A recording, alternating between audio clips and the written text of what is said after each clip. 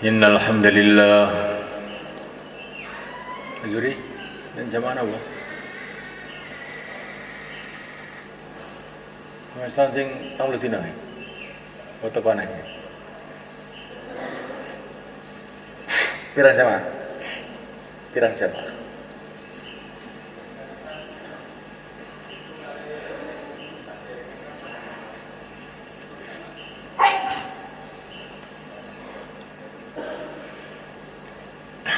Wis disambung surat.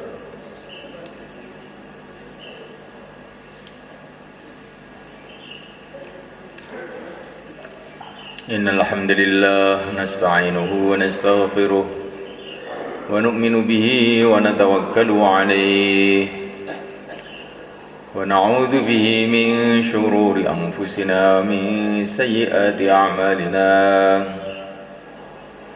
من يهده الله فلا مضل له ومن يضلل فلا هادي له أشهد أن لا إله إلا الله وحده لا شريك له وأشهد أن سيدنا مولانا محمدا عبده ورسوله اللهم صل وسلم وبارك عليه وعلى آله وأصحابه والتابعين لهم إلى يوم القيامة أما بعد. Hadirin dimulaikan. Hari ini mulai berbondong-bondong umat Islam dari seluruh dunia menuju Makkah Al-Mukarramah untuk menunaikan ibadah haji.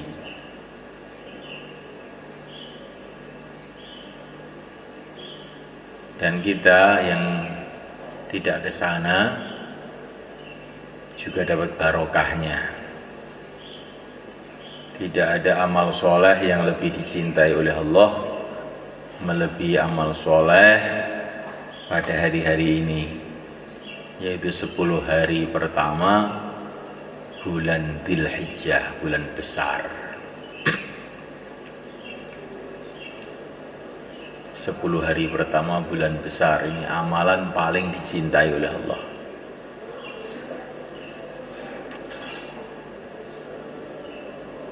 Ibadah haji itu adalah untuk mengingatkan umat, untuk mengingatkan seluruh umat Islam bahwa mereka ini punya pimpinan dalam kehidupan itu, punya panutan dalam kehidupan itu, yaitu para nabi, para rasul alaihi wassalam. Yang terakhir adalah yang mulia Sayyidul Anbiya, pimpinan para nabi, yaitu Nabi Agung Muhammad sallallahu alaihi wasallam.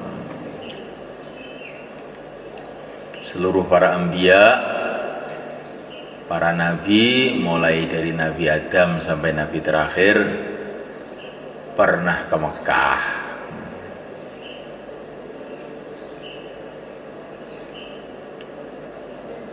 Itu di Mina, di namanya Masjid Khaif. Itu di sekitar Masjid Khaif itu ada kuburannya 70 nabi. Tapi tidak diketahui dengan jelas tempatnya, tapi sekitar situ. Hadisnya sahih ini, Pak. Di ceritanya nabi-nabi dulu itu dakwah. Kemudian kaumnya kebanyakan menentang. Ketika kaumnya menentang, dihancurkan oleh Allah. Sudah nggak punya kaum. Ketika kaumnya dihancurkan oleh Allah, maka mereka itu dengan orang-orang beriman pada pergi ke Mekah, ibadah di Mekah sampai akhirnya wafat di Mekah. Maka Mekah itu tempatnya nabi-nabi itu. Masya Allah.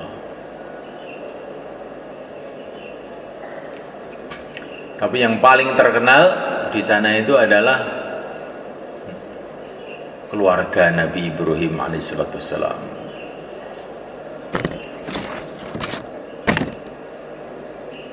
Di Mina itu ada acara orang haji khusus memperingati pengorbanan Nabi Ibrahim ketika Nabi Ibrahim diperintah oleh Allah untuk menyembelih anaknya. Maka perintah yang kelihatannya begitu berat ini dikerjakan dengan ridho, dengan ikhlas oleh Nabi Ibrahim alaihissalam. Tapi akhirnya tidak ada pengorbanan yang lebih barokah melebihi pengorbanan beliau ini. Nah, dengan anaknya dikorbankan, disembelih, bukan mati, malah menurunkan Sayyidul Anbiya, menurunkan yang mulia Nabi Agung Muhammad SAW. Ya, orang itu kalau pengen punya anak-anak yang soleh, memang orang tuanya harus siap mengorbankan anaknya, dan anaknya harus siap dikorbankan. Baru bisa punya keturunan yang soleh, yang hebat-hebat. Ayahnya nggak mau korban, anaknya juga tidak mau dikorbankan, akhirnya ya biasa ombyoan itu karungan, banyak sekali ya gitu. Ayahnya siap mengorbankan, anaknya siap dikorbankan. Inilah keluarga yang dipilih oleh Allah untuk menjadi kakeknya para nabi, kakeknya yang mulia Nabi Agung Muhammad SAW.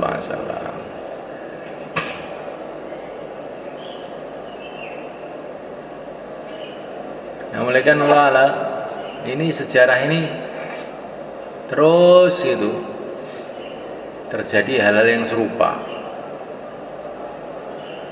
Maka Allah berfirman dalam Quran, falamma aslama wa tallahu lil jabin wa nadainahu ayya Ibrahim qad saddaqta ar-ru'ya inna kadzalika najzil muhsinin. Allah akan membalas orang-orang yang berbuat baik seperti Nabi Ibrahim, dibalas seperti Nabi Ibrahim. Nah,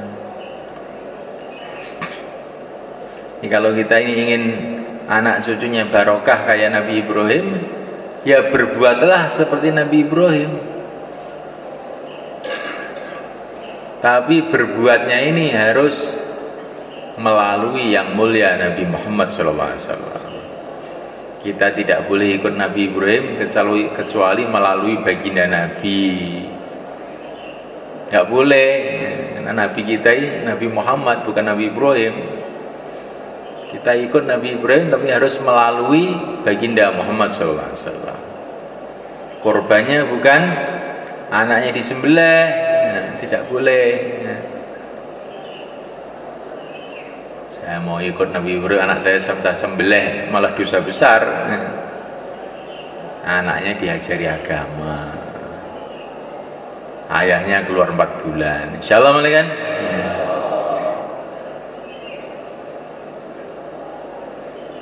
Nah, mulai kan Allah SWT. Kemudian nanti di Mekah orang haji itu disuruh sa'i, lari-lari antara Safa dan Marwah sambil membaca ayat inna Safa wal Marwata min sya'airillah faman hajjal baita aw i'tamara fala junaha alaihi ay yatawafa bihima wa man tatawwa'a khaira fa innallaha syakirun alim. Wah, itu seluruh dunia itu lari-lari antara Safa dan Marwah, gunung Safa dan Marwah. Gunung Safa itu gunung kecil gitu semuanya kan. Tapi Allah Subhanahu wa taala telah mengatakan ini syiar agama. Inna Safa wal Marwata min sya'airillah. Safa dan Marwah itu syiar agama Allah. Kenapa? Karena disinilah tampak kehebatan agama Allah. Kehebatannya apa? Yaitu sejarahnya Siti Hajar. Beliau dipesan sama Nabi Ibrahim, kamu tinggal di sini, jangan kemana-mana. Dah. Maka Siti Hajar ini kelaparan, kehausan, tapi nggak berani keluar dari areal Masjidil Haram itu, nggak berani, karena dipesan sama Nabi Ibrahim suruh di situ. Sudah, walaupun lapar, walaupun haus, di situ aja. Beliau cari air ya di situ aja, nggak ada lari ke sofa, nggak ada lari ke Marwah, sudah nggak ada lari lagi sana, lari ke sini. Nah, sudah tahu kalau sofa Marwah itu nggak ada air, tapi beliau masih lari-lari juga ke situ, di situ, nggak berani keluar, karena dipesan sama Nabi Ibrahim suruh di situ. Akhirnya tempat yang tidak ada air itu tiba-tiba keluar air, yaitu air Zam-Zam. Ini pelajaran yang sangat besar yang Allah berikan kepada kita melalui Siti Hajar. Ya, orang itu kalau sudah dipesan oleh agama, kamu ini amalkan, walaupun belum tampak hasilnya, ya sudah di situ aja. Nanti lama-lama Allah tampakkan hasilnya. Ringkesnya, cari yang halal. Walaupun sulit, mau cari yang halal aja. Nanti lama-lama Allah Subhanahu wa taala tolong. Tapi kalau orang tuh pikirannya cari yang halal, susah. Pokoknya sadapatnya, haram-haram dikit sih nggak apa-apa, banyak apalagi, alhamdulillah. Nah, kalau orang begini ini jadi PKI jadi. Ya. Pokoknya pegang dengan amal agama, walaupun kesulitan pegang agama, walaupun kesulitan pegang agama. Nanti lama-lama jadi mudah, tidak sulit. Kayak Siti Hajar. Cari air, sofa Marwah, sofa Marwah, sofa Marwah, sofa Marwah. Sudah nggak ketemu, pokoknya sofa Marwah terus. Lama-lama keluar air. Insyaallah kan? Dakwah juga begitu.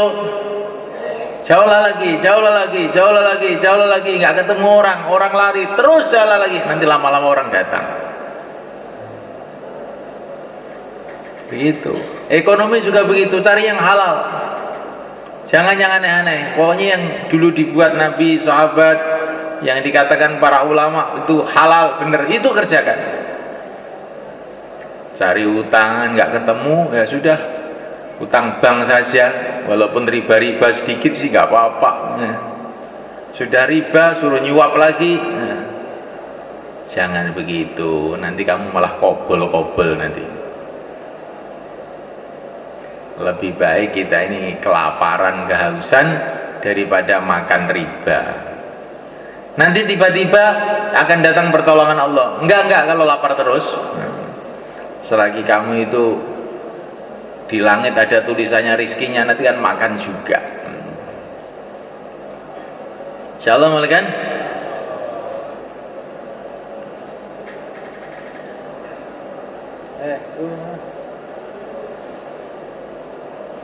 Angkat kepalanya, jangan tidur.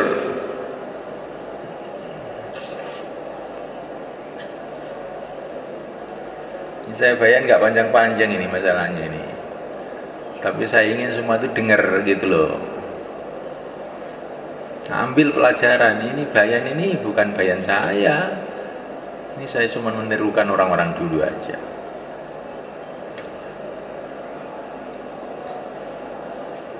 Terus di sana ada Ka'bah.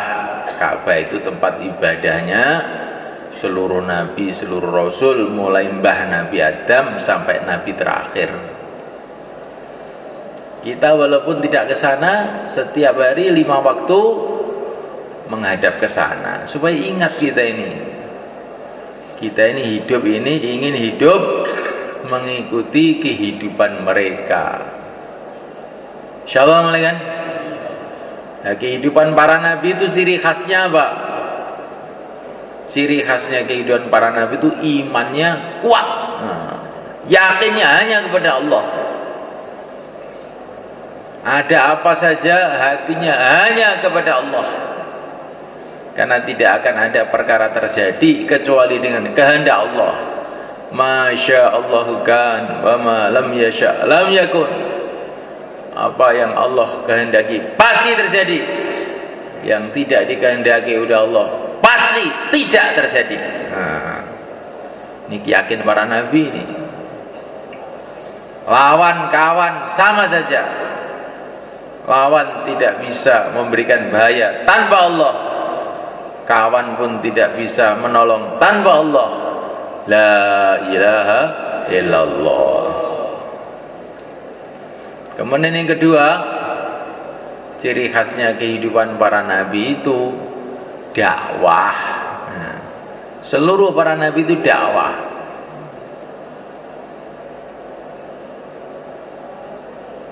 Dakwahnya berapa hari? Sampai mati. Nah,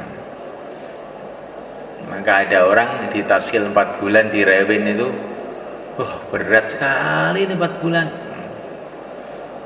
Maka ulama-ulama di Rewin itu bilang, sekarang kamu mau ikut siapa? Kalau ikut para nabi, mulai dijadikan nabi, dakwah terus sampai mati. Itu kalau ikut nabi. Kalau ikut sahabat, sekali taskil 4 bulan. Nah, sekali taskil itu, pokoknya kalau berangkat itu rata-rata sahabat itu 4 bulan rata-rata.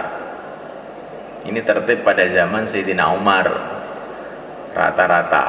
Kalau zaman Nabi tertibnya bukan 4 bulan. Tertibnya setiap suruh berangkat gitu aja. Entah berapa hari, nggak usah ditanya.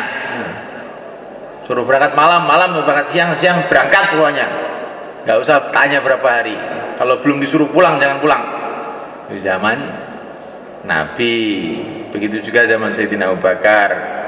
Zaman Sayyidina Umar tuh melihat masturat-masturatnya ini nggak kuat kalau disuruh kayak zaman Nabi itu, karena ada masturat itu pokoknya bingung ditinggal 4 bulan itu bingung. Nah, maka Sayyidina Umar sekarang udah, ini orang-orang baru-baru ini masturatnya nggak kuat ini, pokoknya sekarang sekali taskil 4 bulan aja, nggak usah lebih. Zaman Abu Bakar masih orangnya kuat-kuat, nggak usah dibatasi. Sekarang saya batasi 4 bulan pulang ganti lagi, 4 bulan pulang ganti lagi.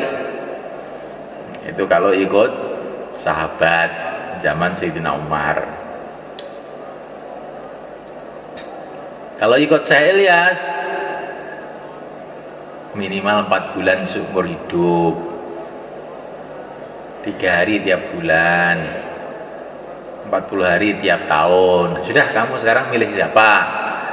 Milih ikut Nabi, ikut sahabat zaman Nabi, ikut sahabat zaman Sayyidina Umar, apa ikut Syekh Ilyas? Ikut mana? Oh, ini ikut Nabi gitu. Ikut Nabi nggak berani, ikut sahabat nggak berani, ikut Syekh Ilyas nggak berani. Lah mau ikut siapa? Terus gak ikut siapa-siapa, ikut setan akhirnya. Ya. Kalau nggak mau ikut Nabi, nggak mau ikut sahabat, nggak mau ikut ulama, akhirnya ikut setan. Nah, terus seenaknya sendiri. Nah. Insyaallah mulai kan? Jadi ini Syekh Ilyas itu sudah bikin tertib itu yang kira-kira bisa dikerjakan semua orang. Semestinya itu 27 hari untuk dakwah, 3 hari pulang ke rumah. Tetapi kalau dikatakan begitu, semua orang ketakutan, malah nggak berangkat. Sudah, sekarang dibalik aja, 3 hari keluar, yang 27 hari di rumah. Nah, enak kan? Enak. Semestinya itu 11 bulan keluar, yang 1 bulan ke rumah. Nah, ini karena perjuangan ini perlu tenaga, perlu waktu. Tapi kalau dikatakan begitu, semua terkejut, sakit jantung. Sudah sekarang sebulan keluar, yang 11 hari di rumah. Nah, bagaimana semua kan?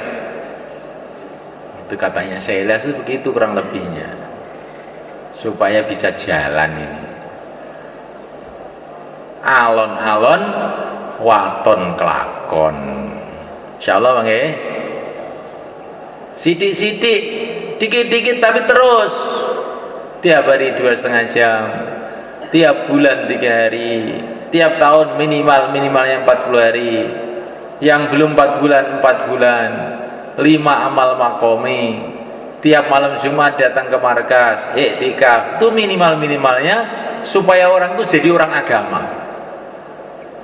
Umat ini tanpa tertib ini semuanya kan susah, sulit untuk jadi orang agama itu. Kalau tiap hari 2,5 jam, tiap bulan 3 hari, tiap tahun 40 hari, pernah 4 bulan, tiap malam markas iktikaf, 5 amal mau dihidupkan, insya Allah kehidupan orang itu jadi kehidupan agama. Jadi orang agama, walaupun dia petani, walaupun dia pedagang, walaupun dia pejabat, nanti jadi orang agama. Tapi kalau tidak mau menertibkan waktu ini, walaupun hafid Quran pun susah untuk jaga agama. Betul malaikat. Karena zaman ini zaman sudah betul berat sekali malaikat. Karena ahli dunia itu apa aja diatur malaikat. Anak kecil, masih kecil itu sudah posyandu. Nanti agak kecil lagi apa? PAUD, pendidikan usia dini. Agak kecil lagi TK, taman kanak-kanak. Terus SD, terus SMP, terus SMA, terus perguruan tinggi, terus pegawai negeri, terus belum mati dulu, nyicil beli rumah apa perumnas ya. Terus nyaur utang, nah, itu dulu gitu. Diprogram terus itu, mulai lahir sampai mati orang itu diprogram dengan ahli dunia. Saya nggak sempat mau mikir kuburan itu, udah nggak sempat. Nah, maka saya melihat keadaan umat seperti ini kalau umat ini nggak ganti di program, dah habis ini umat. Maka 2,5 jam, 3 hari, 40 hari, 4 bulan, 5 amal masjid, malam markas, keluar masturot, 3 hari, 10 hari, 2 bulan, dalam negeri, luar negeri, supaya kita ini hidupnya di hidup agama. Bukan hidup ikut nafsu, hidup ikut agama, hidup ikut Rasulullah, hidup ikut para nabi, sebagaimana cita-cita kita waktu sholat menghadap Ka'bah, ikut para nabi. Insya Allah malaikat. Ini seluruh umat perlu ini semua malaikat. Sampaikan pada seluruh perlu ini. Kalau tidak begitu, kita diprogram. Ini keliru tadi saya. Programnya orang dunia itu bukan mulai posyandu semuanya kan. Orang tuh mulai hamil sekarang sudah diprogram sama bidan. Ayo periksa, tiap orang harus periksa. Nah, kalau nggak periksa nanti perutnya meletus ya nggak tahu saya. Diperiksa sudah diwatur semua sama orang dunia itu. Coba bayangkan malaikat. Orang dunia ngatur waktu manusia, lah orang agama mikir akhirat nggak diatur waktunya, udah bangkrut kita semuanya kan. Nggih ngeten niki mboten saged malih niki akhir zaman niki. Ini sudah terbukti ya. Kalau orang tidak diatur waktunya, walaupun itu orang bagaimanapun pinternya, itu nanti lama-lama nggak kuat sebenarnya, nggak kuat itu sudah. Tapi kalau waktunya itu diatur, insya Allah gini kita ini walaupun merangkak-rangkak, krekel-krekel, ngesot-ngesot, lama-lama kita bisa amal agama. Bukan hanya itu saja, jadi asbab orang lain pada amal agama, sehingga kita ini mati gembira, tersenyum-senyum. Insya Allah kan? Untuk supaya kita menata waktu kita, umat menata waktunya, maka kita mulai. Yang mau keluar 1 tahun, 4 bulan, 40 hari, silakan berdiri ke belakang. Taqabbalallah.